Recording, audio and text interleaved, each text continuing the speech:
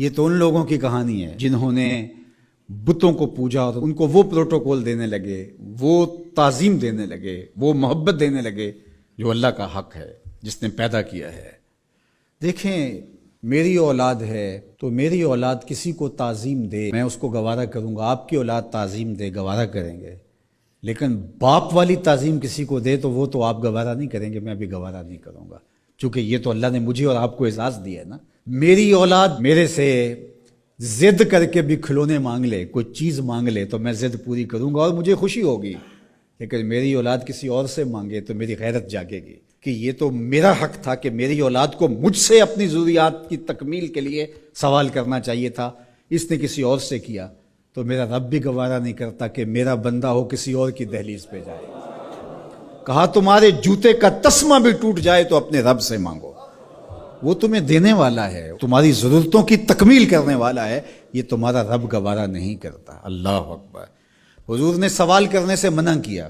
حضرت ابو بکر صدیق رضی اللہ تعالی عنہ سواری پہ بیٹھے تو ہاتھ سے کوڑا گر گیا، تو آپ گھوڑا کھڑا کیا، نیچے اترے، کوڑا اٹھایا، پھر بیٹھے، تو کسی نے کہا کہ یہ آپ فرما دیتے، ہم پکڑ کے آپ کے ہاتھ میں دے دیتے۔ کہا حضور نے سوال کرنے سے منع کیا۔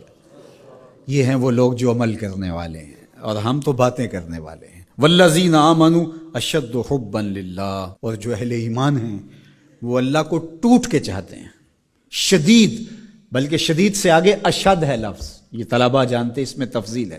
جو اہل ایمان ہیں وہ اللہ سے ٹوٹ کر محبت کرتے ہیں، محبت کی جو آخری حد ہے، اور یہاں محبت میں اشد کا لفظ کہہ لیے، دوسرے لفظوں میں اس کو عشق کہہ سکتے ہیں۔ جو اہل ایمان ہے وہ رب سے عشق کرتے ہیں، وہ رب سے ٹوٹ کر محبت کرتے ہیں۔ اشد حب للہ، شدید محبت نہیں، اشد محبت، اور شد محبت سے آگے تو کوئی درجہ ہی نہیں ہے۔ تو وہ کتنی محبت کرتے ہیں، تبھی تو جانیں وار دیتے ہیں، اس کے نام پہ، اس کے حکم پہ گردنیں کٹواتے ہیں۔ یہ ہے شدید محبت کا روپ۔ اس کا حکم ہوا جیسا ہوا۔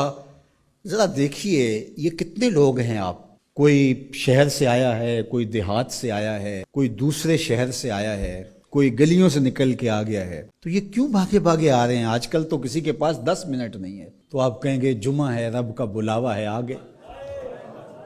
یہاں میں چاہوں تو 1 گھنٹہ گفتگو کروں، آدھا کروں، آپ بیٹھے رہیں گے، پھر چلے جائیں گے۔ ابھی گھر جا کے کمر سیدھی نہیں ہوگی تو پھر مسجد سے بلاوا آئے گا، آپ پھر بھاگے چلے آئیں گے۔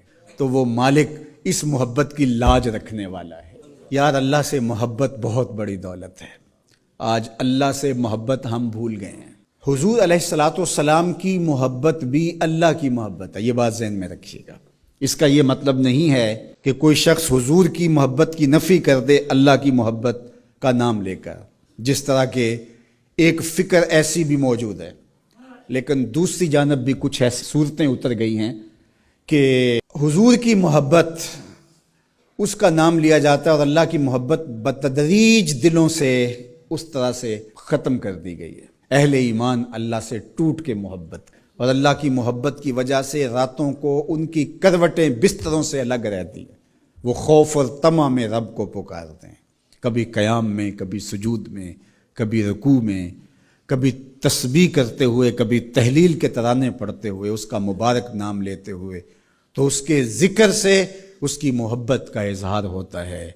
نماز پڑھو تو ڈوب کے پڑھو، سجدہ کرو تو ڈوب کے پڑھو، گویا تم اپنے مالک کی دہلیز پہ اپنا سر رکھ دیا ہے، اور پوری تندہی کے ساتھ اس کے حضور سجدہ ریزیاں کرو، چونکہ وہ ہمارا خالق ہے۔